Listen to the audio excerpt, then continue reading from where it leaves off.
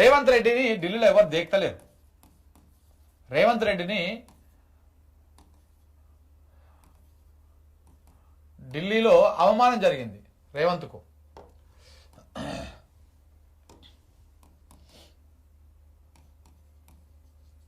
అవమానం జరిగింది. ఎట్లా అవమానం జరిగిందో ఇక్కడ చూద్దాం, ఇక్కడ మాట్లాడదాం.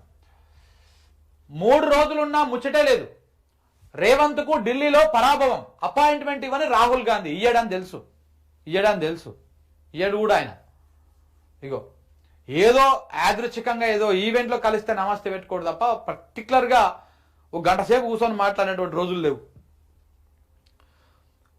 కానీ పిసిసి అధ్యక్షుడితో 2 సార్లు చర్చలు. కుటుంబ సభ్యులతో వెళ్ళి మహేష్ కుమార్ గౌడ్ రాహుల్ గాంధీని కలిసిండు. ఇక చూడండి, ఫ్యామిలీతో పోయి కలిసి వచ్చిండు.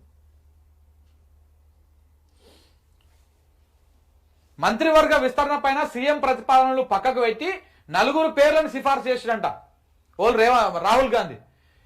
ఈయన ఎవరైతే ముఖ్యమంత్రి ఎవరి పేరైతే సిఫార్సు చేసిండో, ఎవరైతే ప్రపోజల్ పెట్టిండో వాళ్ళని పక్కన పెట్టేసి 4 పేర్లను రాహుల్ గాంధీ సిఫార్సు చేసిండంట. 3 పేర్ల పైన ముఖ్యమంత్రి అభ్యంతరం వ్యక్తం చేసిండంట. రాహుల్ గాంధీ 4ని ఈ 4కి ఈ ఎక్స్, ఈ వై, ఈ జెడ్, ఇగో ఈ 4 వాళ్ళకు మీరు మంత్రి పదవులు ఇవ్వండి అంటే అన్నిటిలో 3 పేర్లని ఈయన అభ్యంతరం వ్యక్తం చేస్తుంట. 3 మీద వాకిటి శ్రీహరి పేరు సూచించిన మల్లికార్జున ఖర్గే ససేమిరా అన్న సీఎం ఆది శ్రీనివాస్ కోసం పట్టంట. ఆది శ్రీనివాస్ ఇయ్యాలని చెప్పేసి, ఎందుకంటే ఆది శ్రీనివాస్ అయితే బాగా జోక్తా ఉంటాడు రేవంత్ రెడ్డిని అద్భుతంగా. ఆహా మీరు ఈరుడు, ఆహా మీరు సూర్యుడు, ఆకాశంలోకి వెళ్ళి ఊడిపడ్డటువంటి అమ్రాబాద్ పులి, రంగేసుకున్నటువంటి పులి అని చెప్పేసి ఈరుడు సూర్యుడు లెక్క ఆయన పొగుడుతూ ఉంటాడు. అందుకే ఆది శ్రీనివాస్కి ఇవ్వాలని చెప్పేసి ఆయన పట్టుబడతా ఉన్నాడు. గాయనికి ఇస్తే ఏమొస్తుంది? ఎవరికి? వాకిటి శ్రీహరికి ఇస్తే ఏమొస్తుంది? ఒక బీసీ సామాజిక వర్గం బిడ్డ, గాయనికి ఇస్తారా? ఆయనకి ఎందుకు ఇవ్వాలని చెప్పేసి ఒక ఇట్లా కుట్రలు చేస్తారనమాట రేవంత్ రెడ్డి బీసీల మీద. ససేమిరా అన్న సీఎం అంటే ఆది శ్రీనివాస్ కోసం పట్టు. మహబూబ్ నగర్, నల్లగొండ బెర్తుల పైన పీఠముడి మంత్రివర్గ విస్తరణకు మరింత సమయం పట్టేటువంటి అవకాశం. రాష్ట్ర కాంగ్రెస్ వర్గాల్లో జోరుగా చర్చోపచర్చలు జరుగుతున్నాయి. సీఎం రేవంత్ రెడ్డికి ఢిల్లీలో మరొకసారి పరాభవం ఎదురైంది. ఈసారి కూడా కాంగ్రెస్ అగ్రనేత రాహుల్ గాంధీ అపాయింట్మెంట్ దొరకలేదు. ఇయ్యడు 3 రోజుల పాటు ఎదురు చూసినా కలిసేందుకు అవకాశం ఇవ్వకపోవడంతో రేవంత్ రెడ్డి సోమవారం హైదరాబాద్ కు వచ్చేసిండు. ఇదే సమయంలో టీపీసీసీ అధ్యక్షుడు మహేష్ కుమార్ గౌడ్ తోటి రాహుల్ గాంధీ 2 సార్లు చర్చలు జరపడం గమనార్హం. పైగా మహేష్ కుమార్ గౌడ్ కుటుంబంతో సహా రాహుల్ కలవగా రేవంత్ ను కనీసం మొహం కూడా చూపించకపోవడం కాంగ్రెస్ వర్గాల్లో చర్చనీయాంశం అయ్యింది.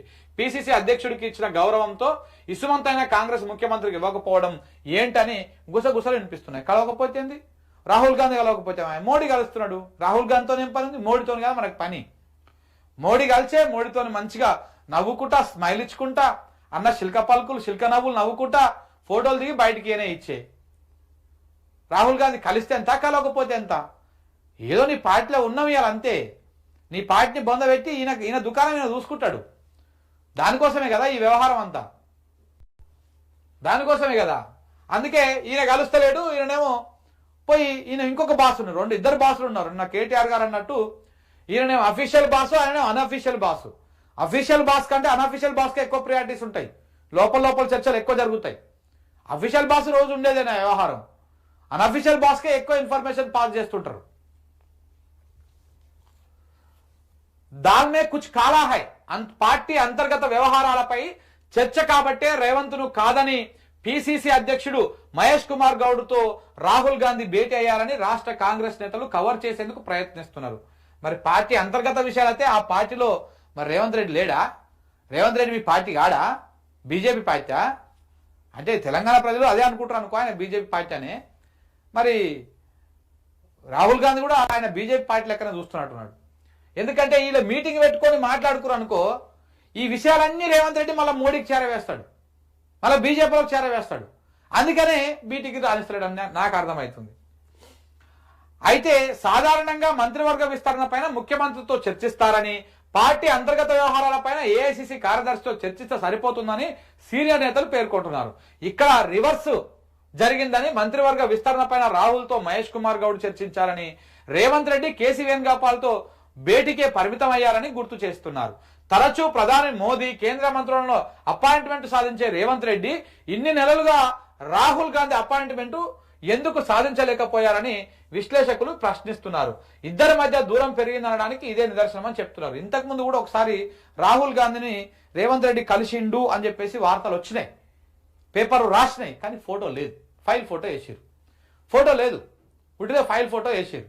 మరి కలిసిండా? గేట్ కానీ నిలబడి సార్ వచ్చిన సార్ నేను వచ్చిన సార్, హైదరాబాద్కి వెళ్ళి వచ్చిన సార్, జనం సొమ్ము 2 కోట్లు ఖర్చు పెట్టుకొని టికెట్ పెట్టుకొని వచ్చిన సార్, నేను జర కలవండి సార్, మీ ముఖం చూపించండి సార్ అంటే చల్ కలవని పో దొబ్బే అని చెప్పిండా మరి రాహుల్ గాంధీ. ఇలా గేట్ కానుంచి మళ్ళీ వచ్చిండా? ఏమైంది, ఎట్లా అయింది? ఈ విషయాలు ఏవి కూడా బయటికి రాలే. కానీ రాహుల్ గాంధీని రేవంత్ రెడ్డి కలిసిండు, అద్భుతంగా డిస్కస్ చేసుకున్నారు, పరిపాలన అద్భుతంగా ఉంది అని చెప్పేసి ఆంధ్ర పత్రికలు అన్ని రాసినాయి. అంత ఏముండదు సినిమాడ. నాకు తెలిసి పోతే ఆ దగ్గర కూర్చోబెట్టవచ్చు, మూలకు జరసేపు ఉండి వెళ్ళిపోమని చెప్పచ్చు. నేను ఉంటే మాట్లాడాల్సిన మాట్లాడతా, చెప్పాల్సిన చెప్తా పో అని చెప్పేసి పంపించచ్చు. అంతకు మించి ఇంకొకటి ఏం లేదు. ఈ రకంగా దేకని కూడా దేక్తలేడు రాహుల్ గాంధీ దేకని కూడా దేక్తలేడు, దేకే అవకాశం కూడా లేదు. ఎందుకంటే రాహుల్ గాంధీని ఎన్ని రకాలుగా బదనాం చేయాలో అన్ని రకాలుగా బదనాం చేసిండు రేవంత్ రెడ్డి. అదాని విషయంలో బదనాం చేసినా, అదాని మోడీ రెండొకటే, మోదాని వీళ్ళిద్దరు కలిసే దేశాన్ని దోసుకుంటారు, దేశ సంపదను దోసుకుంటారు అని చెప్పేసి రాహుల్ గాంధీ కన్యాకుమారి నుంచి కాశ్మీర్ దాకా, ఈ మూల నుంచి ఆ మూల దాకా కాళ్ళకు బల్పం కట్టుకొని పాదయాత్రలని, జోడో యాత్రలని, డోజో యాత్రలని, అదేదో యాత్రలని, ఈ యాత్రలని చేసి తిరిగి ప్రచారం చేస్తే ఒక్క దెబ్బతోటి బూడిదలో పోసిన పన్నీర్ లెక్క చేస్తూ నువ్వు రేవంత్ రెడ్డి. ఎట్లా చేసిండు? ఆ దావోస్ పోయి మన అదానితోటి కూర్చొని నిలబడి ఫోటోలు దిగి ఒప్పందాలు చేసుకుని వచ్చిండు. అదే అదాని రేవంత్ రెడ్డి ఇంటికి వచ్చి 2 గంటలు కూర్చొని చర్చించేసి మాట్లాడుకొని ఆ స్కిల్ యూనివర్సిటీకా ఏదో యూనివర్సిటీకి 100 కోట్ల విరాళం ఇచ్చిండు. అయిపోయి రాహుల్ గాంధీ చేసిన ఫలితం అంతా కాంగ్రెస్ ముఖ్యమంత్రి దాన్ని బూడిలో వచ్చిన పన్నీర్ చేసే. ఇదంతా రేవంత్ రెడ్డి తెలియక కాదు, రేవంత్ రెడ్డి ఏదో పొరపాటున చేసింది కాదు. కాంగ్రెస్ పార్టీని, రాహుల్ గాంధీని బదనాం చేద్దామని చేసినటువంటి వ్యవహారం ఇది. చివరికి రాహుల్ గాంధీ కూడా నేషనల్ మీడియాకు సమాధానం చెప్పుకోలేక తలదించుకోవాల్సినటువంటి పరిస్థితి వచ్చి ఆయన చేసిన కార్యక్రమానికి. ఏమైంది ఫైనల్గా ఏం జరిగే? మళ్ళా లెంపలేసుకొని అదాని ఇచ్చిన ఫండ్ వెనక్కిచ్చేసి ఆయనతోని ఒప్పందాల మీద వ్యవహారం చేసి అయినా కానీ ఆయనకు చేయాల్సిన కార్యక్రమాలు చేస్తూనే ఉంటుంది. ఎంత డబల్ డ్రామా చూసిరా? అదానికి సంబంధించినటువంటి భూముల వ్యవహారము, ఆయన సిమెంట్కి సంబంధించి సిమెంట్ ఫ్యాక్టరీల వ్యవహారం, ఇవన్నీ కూడా క్లియరెన్సెస్లు అయిపోతూనే ఉన్నాయి. ఇవన్నిటి మీద కూడా చర్చ నడుస్తూనే ఉంది. ఇవన్నీ కూడా రాహుల్ గాంధీ గెలిచింది కాబట్టి రేవంత్ రెడ్డిని కలుస్తలేడు. అందుకనే రాహుల్ గాంధీ రేవంత్ ముఖం చూస్తేందుకు కూడా ఇంట్రెస్ట్ చూపిస్తలేడు.